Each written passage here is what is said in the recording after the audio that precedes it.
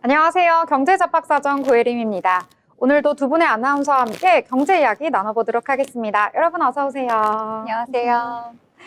네, 먼저 지난밤 미국 증시부터 체크해 보겠습니다. 간밤에 미 증시는 혼조로 마감을 했습니다. 이 S&P 500 지수와 다우 지수는 연일 최고가를 경신을 했는데요. 어제는 좀 숨고르기 장세에 들어가면서 어제는 하락으로 마감을 했습니다. 반면에 나스닥 지수만이 상승하면서 마감을 했는데요. 혼조세로 마감을 하긴 했지만 전반적으로 분위기는 좋았다, 이런 평가가 나오고 있습니다.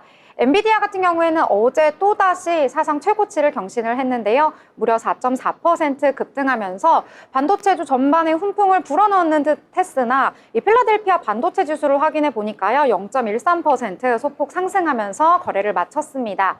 이 반도체주 훈풍에 더해서 또 이제 미국의 이 대선이 다가오면서 관련된 종목들 일제히 상승하는 흐름이 나타났는데요. 이 미 대선에서는 트럼프 트레이드가 계속해서 나타나고 있습니다. 이 트럼프 후보가 당선될 가능성이 높아짐에 따라서 관련한 종목들이 강세를 보이고 있는 건데요. 특히 금 가격이 최근 들어서 상승하는 흐름이 나타나고 있고요. 비트코인 가격도 역시 상승세 보이고 있습니다. 이 자신을 가상화폐 대통령이다 이렇게 칭하면서 관련한 종목들이 움직였던 건데요. 이 집권 후에는 각종 규제가 풀릴 것으로 예상이 되면서 비트코인 가격 이달 들여 무려 10% 가까이 상승하는 모습까지 보여줬습니다. 특히 트럼프가 규제 완화를 언급했던 내용 덕분에 이 금융과 에너지 분야가 대표적인 수혜주로 꼽히고 있는데요.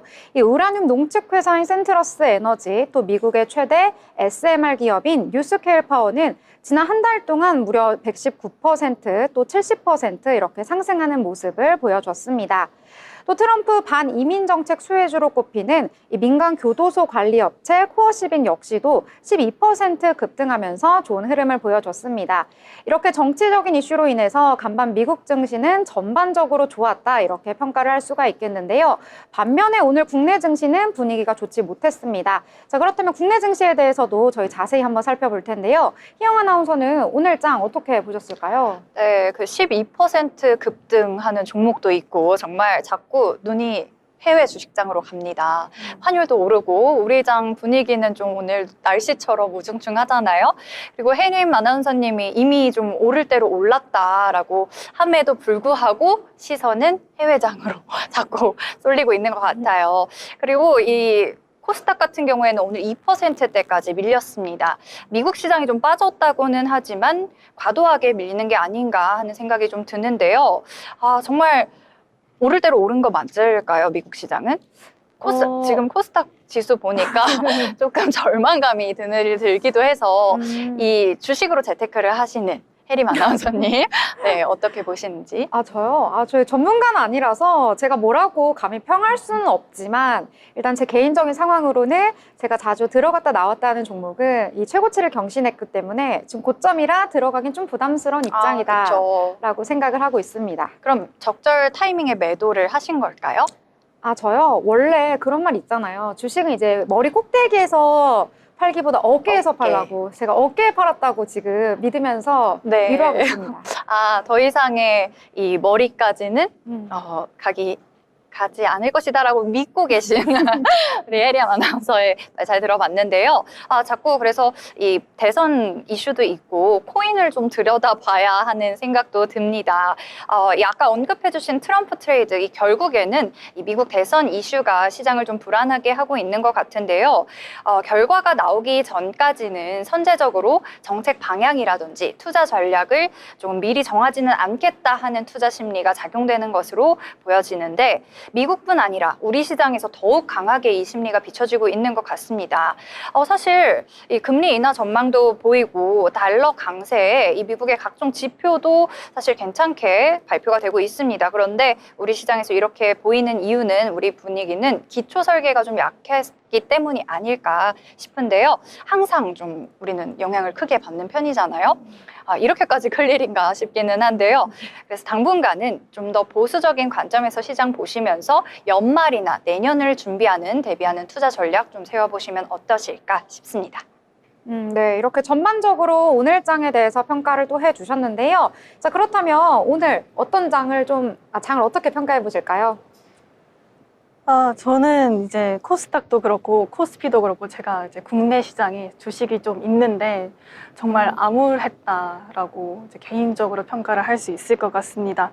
그리고 하나 딱, 이거 사둘 걸 하던 게 하나 있는데요. 네. 뭔가요? 이제 요즘 어제 이제 방송에서도 그렇고 이제 로제 씨의 아파트가 언급이 됐었잖아요. 신곡이. 이제 제가 음원 서비스 테마인 지니뮤직을 살 걸 지금 땅을 치고 후회를 하고 있습니다. 아, 정말요? 정말 후회하는 게 역력하게 네. 느껴지는 게 목소리가 좀 슬퍼가지고 아, 정말 진짜. 후회를 하고 있으시구나. 그 로제 아파트 이야기 하시는데 너무 침울했어요. 진짜 이제 지니뮤직을 제가 언제부터 후회를 했냐면 이제 네. 한강 작가님이 이제 노벨상을 수상을 하셨을 때 지니뮤직이 밀리의 서재를 가지고 있대요. 그래서 밀리의 서재가 오르면서 지니뮤직도 같이 올랐는데 제가 그걸 모르고 그냥 출판사주를 안 산 거에 후회를 하고 있다가 이번에 이제 로제 씨가 컴백을 하면서 이제 그 주가가 치솟는 걸 보고 정말 진짜 주변 사람 다 붙잡고 살 걸 그랬다. 아, 그래요? 네.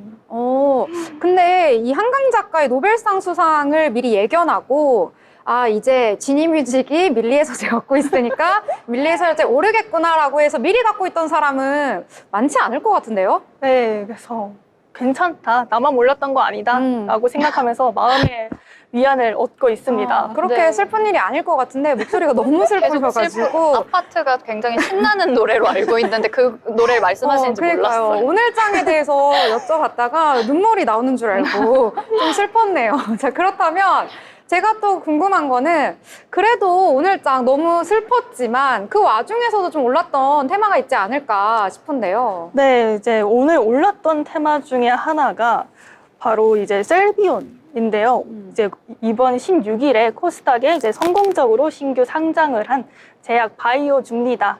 상장한 첫날에 주가가 40% 가까이 오르고 이튿날 29.78%가 추가적으로 올라서 최종적으로는 이제 지난주만 해도 60% 가까이 상승을 했는데요. 올해 코스닥 상장 예비 심사 승인을 받은 첫 신약 개발 기업입니다. 이제 셀비오는 방사선 의약품 치료제와 진단제를 개발하고 생산하는 업체인데요. 방사선 의약품이란 이제 방사선을 방출하는 물질인 방사선 동위원소를 활용해서 질병을 진단하거나 치료되는 데 사용되는 의약품을 뜻합니다. 암세포만 피폭시켜서 암을 치료하기 때문에 방사선 미사일 치료제라고도 불리는데요. 체내에 직접 투입하기 때문에 치료 효과가 기존 의약품보다 월등히 높고 정상세포에 영향을 주지 않고도 암세포를 효과적으로 치료할 수 있다고 합니다. 현재 셀비온의 주요 파이프라인은 전립선암 치료제인데요. 내년 4분기 중 국내 시장에 조기 출시하는 것을 목표로 약물 개발에 총력을 다하고 있다고 합니다. 네, 셀비온 얘기해 주셨는데요. 오늘 장 같은 경우에는 전반적으로 좀 좋았던 섹터가 없었던 만큼 바이오 쪽에 또 주목을 해보신 분이 많을 것 같습니다. 그래서 관련된 내용 짚어주셨는데요. 더불어 본 방송에서 제공하는 정보는 투자 판단에 대한 조언일 뿐 해당 종목의 가치, 상승과 하락에 대해서는 보장하지 않습니다.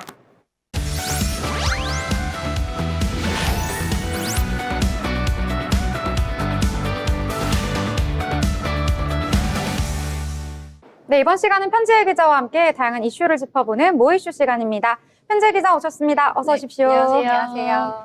네, 그럼 첫 번째 소식부터 알아보도록 하겠습니다.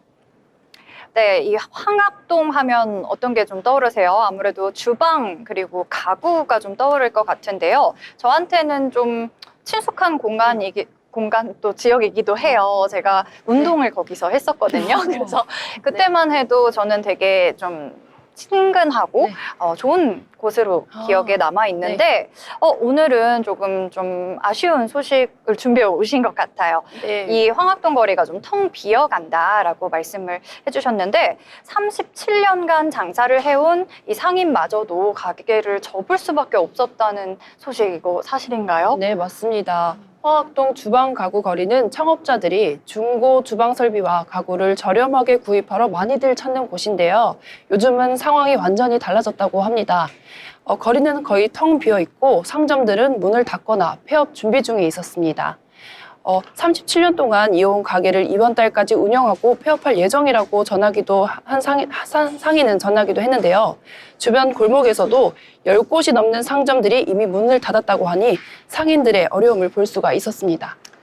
네. 잘 들었습니다. 아무래도 요즘 트렌드가 이 가구 같은 경우에는 쉽게 온라인 어플리케이션, 플랫폼을 통해서도 구매가 쉽잖아요. 그래서 좀 이런 현상이 일어난 게 아닌가 하는 아쉬움도 조금 느껴지는데요. 황학동은 오랫동안 원래는 자영업자들이 이 창업을 준비할 때 꼭 들렸던 곳이라고 합니다. 그런데 폐업이 이렇게 늘어났다는 건 정말 충격적이기도 한데요. 통계적으로 봤을 때도 이 폐업이 네. 이렇게 늘어난 게 맞습니까? 네, 맞습니다. 지난해 폐업한 자영업자 수가 약 98만 명에 이르러 역대 최대치를 기록했다고 합니다. 특히 음식점 업종의 폐업률이 두드러지는데요. 지난해 새로 창업한 음식점은 15만 9천 개였지만 그중 15만 3천 개가 문을 닫았다고 합니다. 창업 대비 폐업 비율이 무려 96%에 이르는 상황인데, 즉 10곳 중에 9곳이 문을 닫은 셈입니다. 이 수치만큼 그 자영업자들이 견디기 어려운 상황에 놓여 있음을 보여주고 있습니다. 창업과 폐업의 비율이 비슷하다. 문을 여는 곳과 닫는 곳의 비율이 비등하다는 것은 정말로 자영업자들이 이제는 버티기가 어려운 게 아닌가 하는 신호라고 느껴지기도 합니다. 정말 심각한 상황인 네. 것 같은데 폐업이 이렇게 늘어나는 데는 구체적으로 어떤 이유가 있을까요? 네, 폐업의 주된 원인은 매출 감소와 비용 상승이었습니다. 코로나 팬데믹 이후 자영업자들의 매출은 좀처럼 회복되지 않고 있었습니다. 오히려 인건비와 임대료, 재료비는 계속 상승하고 있었는데요. 장사를 해도 남는 것이 없고 오히려 적자가 나는 상황이 이어지다가 보니까 결국 폐업을 선택할 수밖에 없었습니다. 그 황학동에서 만난 또 다른 상인은 코로나 때도 힘들었지만 그때는 배달 수요가 많았고 중고 설비를 사가는 사람들이 있었는데 지금은 그마저도 없다고 합니다. 네. 이 매출은 줄고 그런데 반해서 고정 비용은 또 늘어나다 보니까 자영업자들이 점점 더 큰 부담을 느낄 수밖에 없을 것 같아요. 그런데 이렇게 폐업이 늘어나는 와중에도 이 중고 설비나 집기를 또 처분하는 것도 쉽지가 않다고 들었는데요. 네, 맞습니다. 중고 설비나 집기를 판매를 하려고 해도 이것을 구입하려는 창업자가 줄어들면서 재고는 쌓여가는데 사려는 사람은 없어서 많이 힘들어하고 있었습니다. 예전에는 창업을 준비하는 사람들이 저렴한 중고 물품을 구입하려고 많이들 찾았다고 하는데요. 지금은 그런 수요가 거의 없었다고 합니다. 한 상인은 더 이상 물품을 매입하지도 않았고 기존 재고를 처리하기에도 힘든 상황이라고 전하기도 했었습니다. 네, 그러면 이렇게 힘든 자영업자의 상황 또 다른 내용으로 한번 짚어보도록 할 텐데요. 이 폐업 소식도 굉장히 심각하지만 이 폐업을 하지 않고 자영업을 계속해서 이어가고 있는 상인분들도 어려움을 겪고 있다고 합니다. 자영업자들의 소득 상황 굉장히 심각하다고요? 네, 자영업자들의 소득 상황이 매우 심각합니다. 지난해 국세청 자료에 따르면 자영업자 중 약 75%가 한 달 소득이 100만 원에도 미치지 못한다고 합니다. 이 수치는 종합소득세 신고 기준으로 잡힌 것이긴 하지만 자영업자들의 실질적인 소득이 이만큼 낮아졌다는 것을 보여주는 통계인데요. 손님은 줄고 비용은 오르면서 수익을 내기가 매우 어려운 상황이라고 합니다. 요즘 물가도 굉장히 고물가 시대이기 때문에 생계를 유지하려면 월 소득 100만 원 굉장히 부족하다 이렇게 느껴지는데요. 지금 어떤 고충을 겪고 있는지 혹시 직접 들어본 내용이 있으실까요? 네, 아까 말씀드렸던 황학동의 상인들뿐만 아니라 전국 각지의 자영업자들도 고충을 호소하고 있었습니다. 특히 음식점 업종은 재료비와 인건비 부담이 커져서 장사를 계속하면 할수록 손해를 보고 있었습니다. 인천 연수구에서 김밥집을 운영하던 한 자영업자는 코로나 때는 그래도 좀 버텼지만 지금은 매출의 3분의 1로 줄어들면서 더 이상 버틸 힘이 없다고 하면서 결국 가게를 닫고 구직에 나선다고 전하기도 했습니다. 특히 폐업 후 남은 주방 설비나 집기들을 팔려고 해도 이를 사가는 사람이 없어 큰 손해를 보게 됐다고 말하기도 했습니다. 네. 이 자영업자들이 생계를 유지하는 게 점점 더 어려워지고 있는 상황인데요. 사실 이 사회를 구성하는 이 여러 그 요인들 중에 하나에서 이 중위에 위치한 인구가 이 소득이 잘 받쳐줘야지 사회도 전반적으로 원활하게 굴러갈 수 있다. 이렇게 볼 수가 있는데요. 이렇게 소득이 낮아진 자영업자분들이 다시 일어날 수 있는 방법이 좀 있을까요? 네, 현재로서는 자영업자들이 재기할 수 있는 여건이 매우 어려운 상황입니다. 정부와 지방자치단체에서는 일부 지원액을 방법을 마련하고는 있지만 자영업자들이 체감할 수 있는 실질적인 도움으로 느끼기에는 아직 부족하다는 지적이 나오고 있습니다. 폐업 후 재기를 준비하는 과정에서 대출이자 부담과 생계 유지에 대한 고민이 큰 상황이기 때문에 이들을 위한 재정 지원이나 금융 대책이 시급한 상황인데요. 특히 고정비용 부담을 줄일 수 있는 임대료 인하나 세금 감면 같은 정책적 지원이 필요한 시점이기도 합니다. 네, 그렇군요. 이 자영업자분들이 이 단순히 개인의 사업을 영위하는 걸 넘어서서 우리 사회에 기반을 다지고 있는 분들인 만큼 빠르게 사회에서 다양한 지원과 해결책을 내놓아야 될 것 같습니다. 자, 그러면 다음 이슈로 넘어가 보도록 하겠습니다. 네, 다음 이슈는 이 불황 속에서도 성장하는 업종이 또 있다고 하는데요. 자영업자들이 큰 위기를 겪고 있는 반면에 이 저가 브랜드들은 오히려 또 성장하고 있다는 이야기가 있습니다. 어떤 업종들이 잘 되고 있을까요? 네, 맞습니다. 젊은 층의 소비 형태가 좀 달라지고 있습니다. 가격과 상관없이 마음이 움직이는 대로 소비를 했던 가심비의 시대는 좀 끝났는데요. 불황 속에서도 저렴한 가격을 앞세운 가성비를 중요하게 여기는 소비 트렌드가 확산이 되면서 다이소 같은 저가 생활용품 매장이나 저가 커피 전문점들이 오히려 전성기를 맞고 있다고 합니다. 대표적으로는 저렴이 화장품으로 인기를 끈 다이소는 지난해 매출이 3조 원을 넘었다고 하는데요. 저가 커피 브랜드들도 빠르게 점포수를 늘려가고 있다고 합니다. 메가커피, 컴포즈커피, 백다방 같은 커피 전문점들이 1,500원에서 2,000원대의 저렴한 가격으로 소비자들의 마음을 사로잡고 있다고 합니다. 네, 예전에 좀 소비 기조는 소비 트렌드라고 하면 욜로라는 말도 있었고요, 네. 그렇죠? 그리고 뭐 배블런 효과라고 할까요? 네. 밴드 액원 네. 뭐 이런 효과도 들어본 적이 있는데 그러니까 다 남들이 사는 비싼 물건 따라 사려고 하는 네. 심리 이런 것들이 좀 만연해 있는 분위기에서 요즘은 또 다른 것 같습니다. 요즘은 이렇게 저가 가성비를 중요하는 젊은 세대들의 이 소비 풍토가 저는 좀 좋다고 느껴지는데요. 네. 그래서 이 저가 커피 전문점뿐만 아니라 초저가 주점은 또 뭘까요? 네, 아까 인기를 끌고 요로 있다고 말씀하셨는데 네. 요즘엔 또 요노라는 게 또 대세라고 요노요? 하네요. 요노는 You Only Need One이라고 하는데요. 네. 딱 필요한 거 한 가지만 사는 게 소비 형태로 바뀌었다고 하네요. 최근 생맥주 한 잔에 1,900원을 내세운 초저가 이자카야도 빠르게 성장하고 있다고 하는데요. 대표적인 브랜드로는 생마차와 소시지오라는 그 브랜드가 있는데 생마차. 브랜드도 6개월 만에 160호점으로 늘어났다고 합니다. 되게 이 회전율이 높을 것 같아요. 장소가 작은 곳들인 거죠? 네, 고객이 직접 주문을 하는 시스템으로 인건비를 좀 최소화했고요. 그리고 말씀하신 것처럼 회전율을 높여서 짧은 시간에 많은 손님을 받으면서 급격하게 성장했다고 하네요. 네. 제가 방금 말씀드렸던 건데 그러면 이렇게 가성비를 내세운 업종들이 불황 속에서 인기를 끌고 있다면 예전에 좀 불티나게 팔렸던 이 고가 브랜드나 명품 같은 이런 상품들은 좀 타격을 받고 있지 않을까 싶은데요. 구체적으로 어떤 변화가 있을까요? 네, 고가 브랜드, 특히 명품 시장은 불황의 영향을 크게 받았다고 합니다. 최근 주요 명품 플랫폼 카드 결제 금액이 30% 이상 감소를 했고요. 특히 온라인 명품 거래 플랫폼의 하락세가 두드러졌다고 합니다. 반면 중고거래 시장은 그와 대조적으로 역대 최대 기록을 세우고 있었는데요. 중고거래 앱 사용자 수는 급증을 했고요.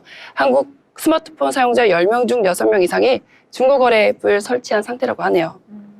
명품 소비 대신 가성비를 중시하는 소비자들이 증가하면서 중고거래 시장이 활발한 상태라고 합니다. 네, 다들 중고 거래 어플리케이션 사용해 보신 적 있으실까요?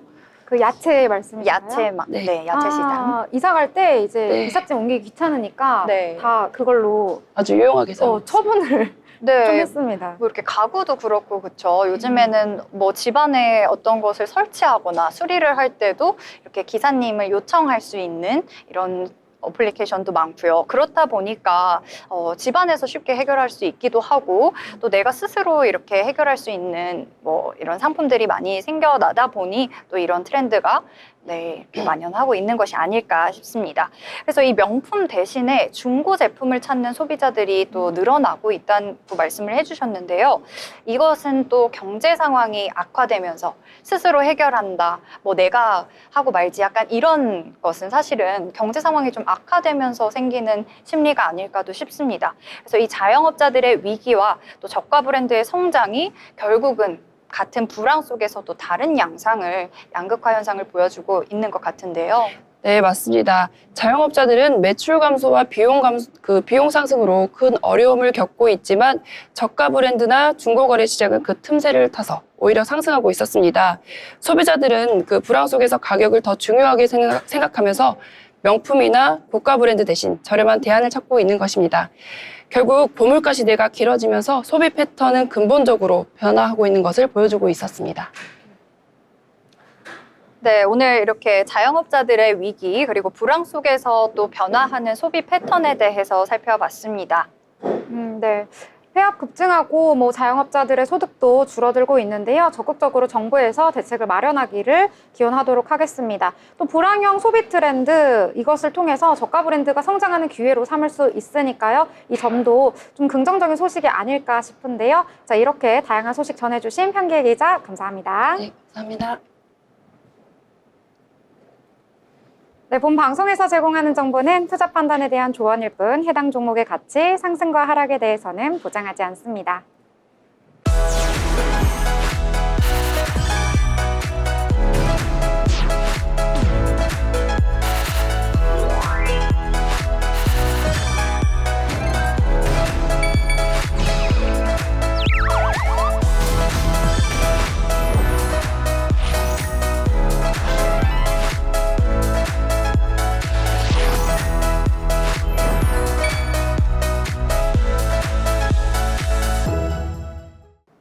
네, 이번 시간은 고수들의 돈 잘 버는 비법에 대해서 알아보는 돈의 맛 시간입니다.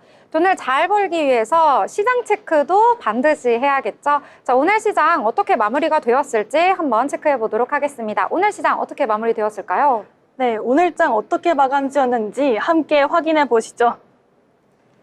반도체주의 상승을 기대했던 하루였으나 기대만큼 오르지는 못했던 하루였습니다.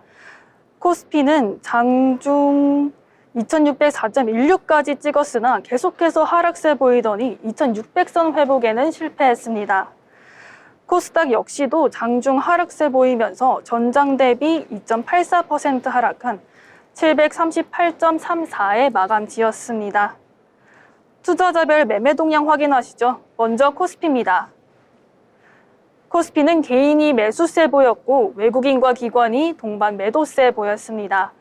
개인이 5,818억 원 사들였고 외국인과 기관이 각각 2,953억 원, 3,075억 원 팔아내는 모습 보였습니다. 코스닥 보시죠.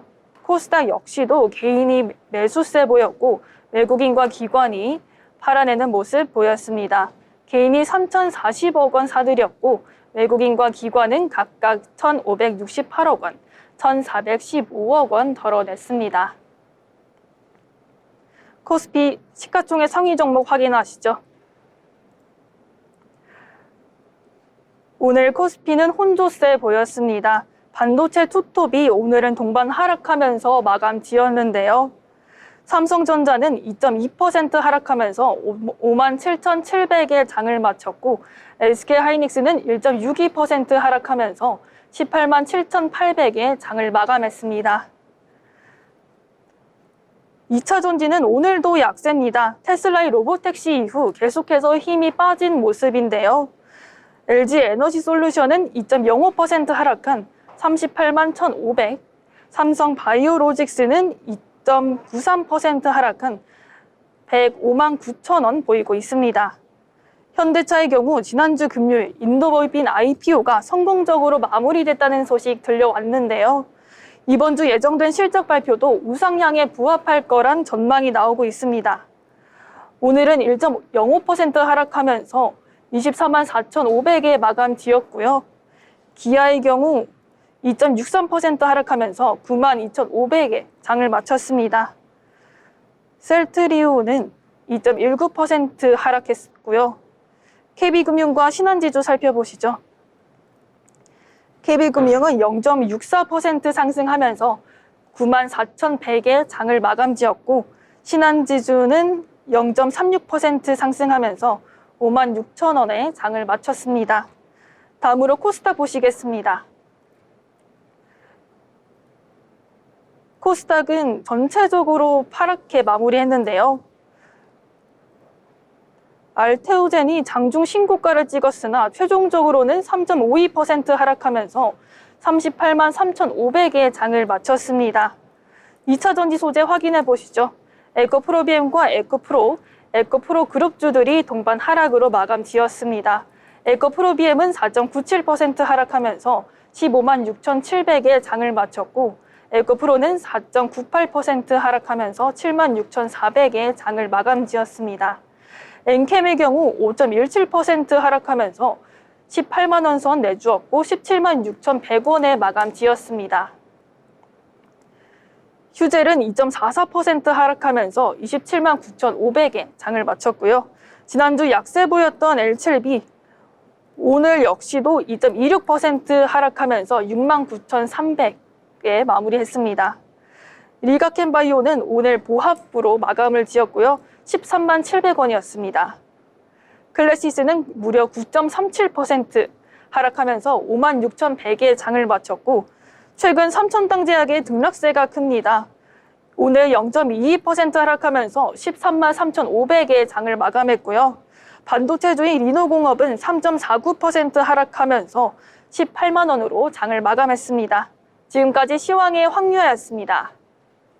네, 전반적으로 잘 정리를 해주셨습니다. 오늘장 좀 분위기가 너무 안 좋았던 것 같습니다. 코스피와 코스닥 모두 하락하면서 마감을 했는데요. 좀 낙폭이 컸습니다. 코스피 같은 경우에는 1.31% 하락하면서 2,570선에서 오늘 거래를 마쳤고요. 코스닥 같은 경우에는 더욱더 분위기가 안 좋았는데요. 계속해서 외국인과 기관의 매도 물량이 출회가 되면서 오늘 저점 라인에서 마감을 했습니다. 2.84% 738선에서 거래를 마치면서 오늘 전반적으로 좀 분위기가 좋지 못했다 이렇게 볼 수가 있겠습니다. 특히 시가총액 상위단에 위치한 종목들이 대부분 하락을 했는데요. 삼성전자 같은 경우에는 정말 연속해서 30일 연속으로 지금 매도 물량 출회하고 있습니다. 외국인 같은 경우에 계속해서 팔고 있는 모습이 나타나고 있는데요. 언제까지 이렇게 팔게 될까요? 삼성전자 이로 인해서 52주 최저가를 쓰기도 했습니다. 그렇기 때문에 좀 코스피에 지수에 압박을 가해서 오늘 좀 좋지 못한 분위기까지 이어진 것이 아닐까 이렇게 볼 수가 있겠고요. 또 코스닥 상단에 위치한 종목들 같은 경우에는 클래시스의 하락이 좀 두드러졌습니다. 9% 넘게 빠졌는데요.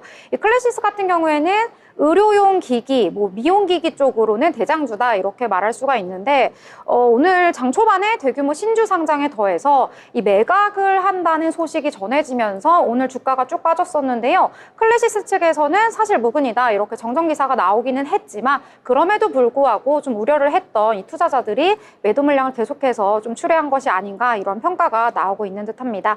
자, 이렇게 오늘 장 전반적으로 좀 좋지 않다 이렇게 한마디로 평가해 볼 수 있겠는데요. 그래도 오늘 장에서 좀 올랐던 테마들 저희가 한번 찾아보도록 하겠습니다. 자, 그러면 유아 아나운서는 오늘 장 어떤 테마에 주목하셨을까요? 네, 저는 게임 관련주 테마에 주목을 해봤는데요. 혹시 다들 게임 하시는 거 갖고 계신가요? 하시는 거 있나요? 저는 게임을 좀 즐기지 않는 편입니다. 저는 이거 핸드폰이나 컴퓨터 게임 말고 저는 방탈출을 좀 좋아합니다. 방탈출. 저는 방탈출하면 약간 수학 문제 푸는 것도 있고 그러잖아요. 네, 그렇죠. 저는 항상 머리 쓰는 걸 잘 못해서 이제 친구들과 함께 가면 내가 몸을 쓸 테니 네가 문제를 풀어라 이러는 편입니다. 네. 그래도 이제 저도 이제 컴퓨터 게임에는 소질이 없어서 항상 핸드폰 게임을 하는데요. 이제 추억의 게임인 이제 아이러브 커피나 쿠킹덤 이 정도만 하고 이제 뭔가 유명한 게임들은 잘 하지 못하는 것 같습니다. 그래도 이제 이름만큼은 잘 알고 있는 게임이 이제 컴퓨터 게임 여러 개 있는데요. 배틀그라운드 혹시 아시나요? 모를 수 없을 것 같아요. 배그잖아요. 그쵸? 네, 맞아요. 줄여서 배그라고 하는데 이제 혼자서도 게임을 할 수 있고 이제 팀을 이루어서 이제 뭔가 실제 전투를 하듯이 하는 게임이라고 합니다. 그래서 이 배그가 이제 21일부터 27일까지 배틀그라운드 e스포츠 국제대회 펍지 글로벌 시리즈 5로 여러분을 찾아온다고 하는데요. 또 배그의 제작사인 크래프톤이 신작을 낼 거란 소식을 전하면서 매출액이 대폭 상승할 거란 이제 것으로 예상이 되고 있습니다. 이 크래프톤의 현재 주가 수익 비율의 14배가 되는 리레이팅을 바라보고 있기도 한데요. 하나의 탑게임 플랫폼으로서 이제 이 거대한 게임 그라운드에서 얼마나 멋진 배틀을 이 크래프톤이 보여줄지 정말 기대가 되는 것 같습니다. 네. 게임을 굉장히 좋아하시는지 이제 게임 소개를 잘 해주셨는데요. 크래프톤 같은 경우에는 지금 뭐 앞으로의 호재가 있을 것이다 이렇게 이야기를 해주셨는데 오늘 주가 상황은 좀 좋지 못했습니다. 오늘 0.73% 약보합선에서 마감이 되었다는 점도 참고하시면 좋을 것 같습니다. 자, 그러면 희영 아나운서는 오늘 장 그래도 좀 주목해본 테마 어떤 게 있을까요? 네, 좀 이렇게 우중충한 장에서도 좀 찾아내 봤습니다. 한 줄기 빛과 같은 종목들 3가지를 좀 준비를 해봤는데요. 이 우리 시장이 게임 관련주를 언급을 해주셨는데 좀 오랜만인 것 같아요. 게임 관련주가 튀어오른 것은. 그런데 이 계속 오르는 종목들이 일부 종목들만 오르는 장세가 좀 펼쳐지고 있는 것 같습니다. 이런 약세장에도 제약바이오주는 오늘 좀 견조한 흐름을 보여줬는데요. 삼성바이오로직스 소식 준비해 왔습니다. 오늘 약세장 연출되면서 이런 긍정적인 소식에도 불구하고 주가가 좀 하락 마감을 한 것이 아쉽기는 한데요. 좀 최근에 우상향 곡선을 다시 회복할 수 있을지 함께 주시해 보시면서 들어주시면 좋겠습니다. 이 삼성바이오로직스 오늘 아침 공시 통해서 아시아 소재 제약사와 무려 1조 7,028억 원입니다. 이 초대형 위탁 생산 계약을 체결했다는 소식을 전했습니다. 그리고 이번 계약이 이 창립 이래 역대 최대 규모라고 하는데요. 지난해 전체 수주 금액인 3조 5천억 원의 절반 가까운 수준인데 최초로 이 연간 수주 누적 금액 4조 원도 돌파하면서 10개월 만에 작년 수주의 20%를 초과 달성하는 소식이 있었습니다. 그리고 또 하나의 상승 키워드는 양자 아모뉴스 체크해 보려고 하는데요. 두 분 혹시 양자역학이라고 들어보셨을까요? 네, 들어는 봤습니다. 들어는 봤는데 좀 뭔지 잘 알고 계실까요, 혹시? 잘 알고 계시나요? 아니요. 저는 이제 친구들 책을 보는 건 봤는데 네. 양자 역학이 뭐인지에 대해서는 정말 감이 하나도 안 잡히는 것 같습니다. 네, 우리 유하 아나운서는 친구들과 굉장히 네, 잘 어울리면서 많은 시간을 보내시는 것 같아요. 그래서 저도 어렵거든요. 양자역학 간단히 이 양자 전기 현상은 무엇인지 간략히 소개해 보려고 해요. 이 양자역학적 진공이 빛과 물질을 상호작용해주는 역할을 강력장 양자전기 역학이라고 하는데 우리 실험팀이 이 어느 나라 연구팀도 구현해내지 못한 강력장 양자전기 역학 현상을 최초로 입증해냈습니다. 실험적으로 증명하기에는 그전에는 레이저의 출력이 너무 강한 탓에 좀 어려웠다고 해요. 증명이 좀 어려웠었는데 국내 연구팀이 이 초강력 레이저를 2개의 빔으로 나눠서 각각의 레이저 빔을 활용해서 증명을 해냈다고 합니다. 그래서 이번 연구 성과로 기존의 실험적 한계를 획기적으로 극복을 해냈을 뿐만 아니라 또 우주에서 일어나는 정체 현상을 지상에서 구현할 가능성이 이제 우주 세상이 열리는 것이 아닌가라는 생각이 들기도 하는데요. 이에 우리 시장 양자암호 관련주가 일부 상승하기도 했습니다. 이 SK텔레콤 한번 보면요. 오늘 조금은 오후장 들어서 굉장히 이 상승 탄력이 컸었거든요. 네, 이 마감은 조금 소폭 줄어들어서 했네요. 2.13% 상승하면서 마감을 했고요. 그리고 우리로 코스닥 상장 종목인데 광통신 부품 개발 업체입니다. 1,139원 기록하면서 2.09% 상승 마감을 했네요. 그리고 한 가지 더 오늘 또 준비한 종목은요. 혹시 두 분은 관리비를 어떻게 지불을 하고 계세요? 저 카드 자동 결제요. 카드 자동 결제요? 이제 혜림 아나운서가 직접 낸다는 말인 거죠? 네. 유하 아나운서는 어떻게 내고 저는 계세요? 이제 본가에 살아서 부모님이 대신 내주고 계십니다. 너무 부러운데요. 이렇게 저희가 직접 부담을 하는 사람들 입장에서는 관리비가 오르는 것이 사실 달가운 소식은 아닌데요. 이 소식이 좀 이 주가에 영향을 준 종목이 있었습니다. 바로 한국전력인데요. 전기요금 인상 기대감에 주가가 상승을 해줬습니다. 이 메리츠증권에서는 11월에서 12월 중에 요금 인상 가능성을 매우 높게 봤는데 11월에서 12월이면요. 유하 아나운서는 잘 모를 것 같아요. 가스요금도 폭발하는 시기예요. 그쵸. 너무 추우니까요. 그렇죠. 너무 이 무서운 좀 두려워지는 시기에 이 전기요금도 인상할 가능성을 좀 높게 봤습니다. 그래서 1kW당 5원에서 10원 사이의 요금을 인상을 예상한다라고 말하면서 현 주가에서는 이 요금 인상만 이루어져도 주가 상승이 가능하다는 의견을 비췄고 하나증권 역시 추석 이후 동결로 발표된 이 연료비가 조정 단가의 영향으로 주가 조정이 상당히 이미 크게 좀 이루어지기는 했으나 아직도 전기요금의 인상이 다른 형태로 또 이루어질 여지도 충분하다고 전하면서 오늘 이렇게 주가가 튀어오르는 종목들을 혜림 아나운서가 좀 콕콕 잘 짚어내시는 것 같더라고요. 저요? 네. 저 잘 못하는데요? 비결 없으세요? 저만 알고 있을 거예요. 좀 비싼 비결인가 봐요. 네, 그런데 저도 그 비결을 좀 혼자 찾아볼게요. 찾아서 이 주가가 오르기 전에 지금 목표 주가를 계속해서 상향해가는 한국전력입니다. 저도 조금 눈여겨보고 있으려고 하는데 예의주시하시면 좋겠습니다. 네, 제가 뭐 농담으로 이제 네네. 저만 알고 있겠다라고 했는데요. 잘 알고 싶으신 분들은 저희 방송과 함께 하시면 여러분 오르는 종목과 테마들 함께 찾으실 수 있을 겁니다. 오늘 장에서는 또 빼먹을 수 없는 내용이요. 바로 방산입니다. 방산 어제도 굉장히 흐름이 좋았습니다. 어제 이 북한이 러시아의 뭐 무기라든지 아니면 군사 이런 것들을 좀 지원하겠다 이런 내용이 나오면서 관련된 종목들이 일제히 상승하는 흐름을 보여줬었거든요. 그런데 오늘은 또 우리 정부가 맞대응하는 내용을 전하면서 오늘 관련된 종목들 또 한 번 뛰었습니다. 이 정부가 우크라이나에 무기와 뭐 군수 이런 것들을 직접 지원하겠다 이러한 내용이 속보로 전해지면서 오늘 장중에 계속해서 급등하는 모습이 나타났었는데요. 뭐 한일단조는 오늘 상한가로 마감했고요. 에이스테크, 스페코, 퍼스텍 같은 종목들이 오늘 장에서 굉장히 주목을 받았다 이렇게 볼 수가 있겠습니다. 또 계속해서 최근 들어 좋은 흐름 보여주고 있는 것이 바로 SMR 관련 종목들입니다.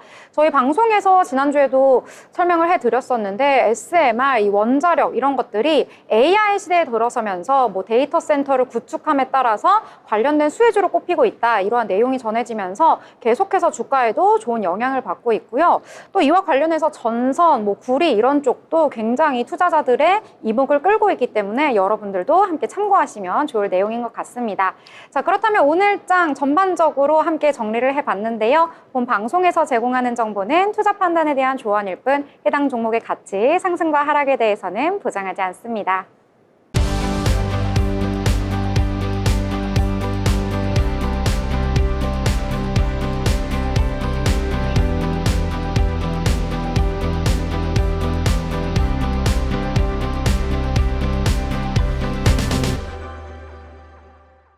네, 이번 시간에 이재규 기자와 함께 다양한 부동산과 건설 이슈를 짚어보는 마켓 트렌드 시간입니다.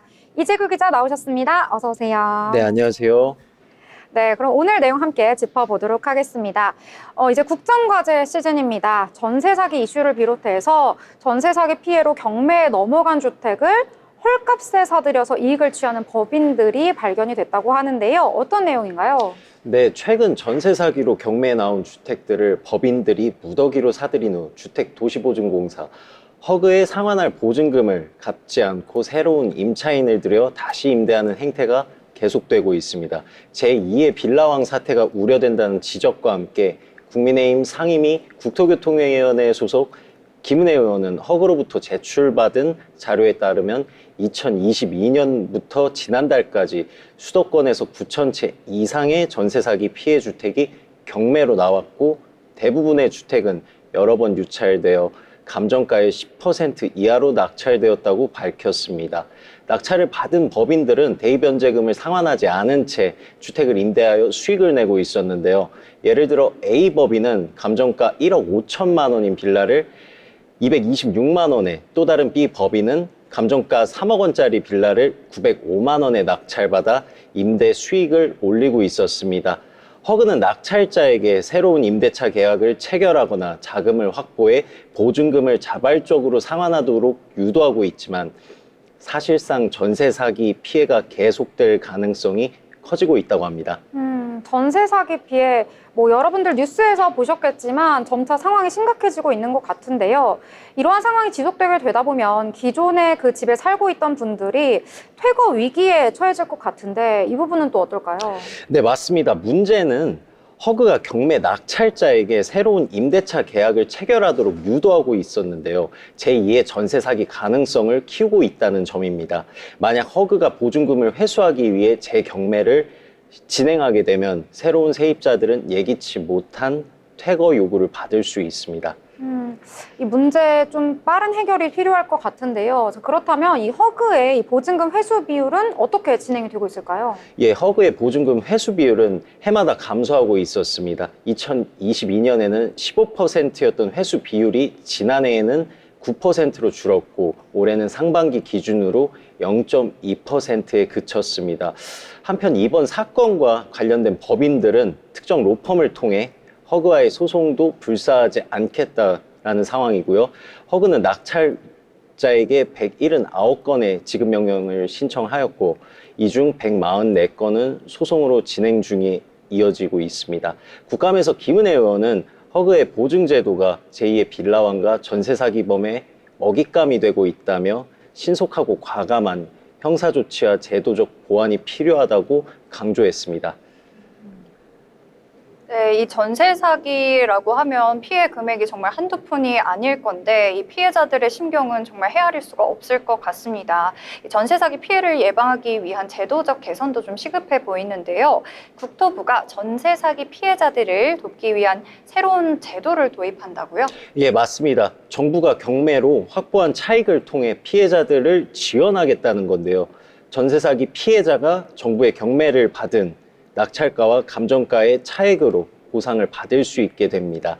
오는 11월 11일부터 시행될 전세 사기 피해자 지원 및 주거 안정에 관한 특별법 개정안이 그 핵심입니다. 이 개정안에 따르면 LH가 전세 사기 피해자의 우선 매수권을 인수해 해당 주택을 경매로 낙찰받고 그 차액을 피해자에게 지원하는 방식입니다. 이때 차액에서 수수료와 관리비 등은 제외가 되고요. 국토부 관계자는 이번 제도를 통해 피해자들이 보다 원활하게 피해를 회복할 수 있도록 지원하겠다고 말하였습니다. 감정가는 전세 사기 피해자와 감정평가사 협회가 추천한 감정평가사가 평가한 평균액을 기준으로 삼겠다라고 밝혔습니다. 또한 개정안에는 피해자가 보상을 받은 후 취소 절차에 대한 내용도 포함되어 있는데요. 피해자는 임차 보증금을 전액 돌려받은 경우 피해자의 지위와 취소 철회 절차를 거쳐야 합니다. 이를 위해 국토부에 결정문을 제출하고 지원액은 60일 이내에 반납하여야 합니다. 네, 이 국토부는 이번 제도 개선을 통해서 전세 사기 피해자들의 실질적인 이 피해 회복을 도울 것으로 좀 기대가 되는데요. 그러나 또 과연 이 제도가 이 어마한 막대한 피해에 대해서 얼마나 효과를 또 볼 수 있을지 지켜봐야 될 것 같습니다. 이 전세 계약 해보신 적 있으실까요? 저는 월세만 살고 있어서 그렇습니까? 네. 저도 전세 계약은 안 해봤어요. 전세 계약, 매매만 역시. 예? 네. 제 자산은 이제 비공개로 하겠습니다. 자꾸 안 알려주시는데 사실 좀 이 투자와 일가견이 있는 것으로 제가 해림 아나운서를 좀 알고 있어요. 그러나 오늘은 이제 좀 무거운 소식이기 때문에 네, 여기서 넘어가도록 하겠습니다. 이 전세 계약 전에 좀 꼭 확인해야 할 사항 잘 들어두셔야 될 것 같아요. 또 혹시 모르니까 이 전세 계약 전에 꼭 확인해야 할 사항 기자님 통해서 들어보겠습니다. 네, 전세 사기를 피하려면 계약 전에 반드시 확인해야 할 사항들이 있습니다. 첫 번째로 계약 전 주변 부동산의 매매가와 전세가를 비교해야 합니다. 만약 시세가 비슷하거나 차이가 없다면 위험 신호일 수가 있습니다. 부동산의 설명만 믿지 말고 국토부 실거래가 시스템이나 부동산 앱을 통하여 확인하는 것이 좋습니다. 두 번째로 집주인의 채무 상태를 확인하는 것도 중요한데요. 채무가 있는 경우 해당 부동산이 경매에 넘어갈 수가 있습니다. 이때 세입자는 보증금을 돌려받지 못할 위험이 있는데 이를 확인하기 위해선 등기부등본을 발급받아 근저당권이나 전세권이 설정되어 있는지 여부를 꼭 살펴봐야 합니다. 마지막으로 세금 체납 여부 확인도 중요합니다. 집주인이 세금 체납을 하고 있는 경우 세입자의 전세 보증금보다 세금이 우선 변제될 가능성이 크기 때문에 과거에는 세입자가 이를 확인하기 어려웠으나 이제는 국토부 홈페이지나 세무서 등을 통해 집주인의 동의 없이도 확인이 가능합니다. 다만 임대차 계약서가 필요하므로 계약 후에 확인해야 하는 제한이 있습니다. 네, 좀 꼼꼼하게 살펴볼 필요가 있을 것 같습니다. 이 매주 계속되는 전세 사기 피해 소식이 들려오는데 이 세입자가 계약 후에 체납 사실을 확인했을 경우 계약을 해지할 수 있도록 하는 법이 매우 개정되는 것이 필요할 것 같고요. 또 사전 점검과 이 계약서에 특약을 넣는 등의 대책을 마련하는 것도 중요할 것 같습니다. 이러한 사항들을 좀 숙지하셔서 조금이나마 도움되셨으면 하는 마음입니다. 네, 제 주변 지인도 얼마 전 전세 사기 피해를 당해서 그 거주하고 있던 주택이 경매로 넘어갔고 경매가 진행이 되었는데 유찰이 되었더라고요. 굉장히 안타까운 현실이 주변에서 이루어지고 있는데 이 가까운 주변에 전세 사기 피해자가 있을 정도로 피해자들의 규모가 굉장히 크다고 인지되고 있는 이러한 상태에서 피해자들의 고통이 굉장히 지속되고 있는 가운데 정부의 적극적인 지원책이 실효성을 발휘할지 주목해봐야 할 것 같습니다. 끝으로 철저한 정보 확인을 통해 대항 여건을 갖추고 안전한 전세 계약을 체결하는 것이 중요하다고 당부드리고 싶습니다. 네. 이 부동산과 관련된 사기라든지 이런 이슈는 좀 금액대가 굉장히 크기 때문에 정부의 여러 가지 노력도 필요하겠고요. 또 시청자분들도 앞으로 계약을 맺으실 때 더욱더 꼼꼼하게 한 번 더 체크해 보시면 좋겠다. 이런 말씀으로 마무리 짓도록 하겠습니다. 지금까지 함께해 주신 이재규 기자 감사합니다.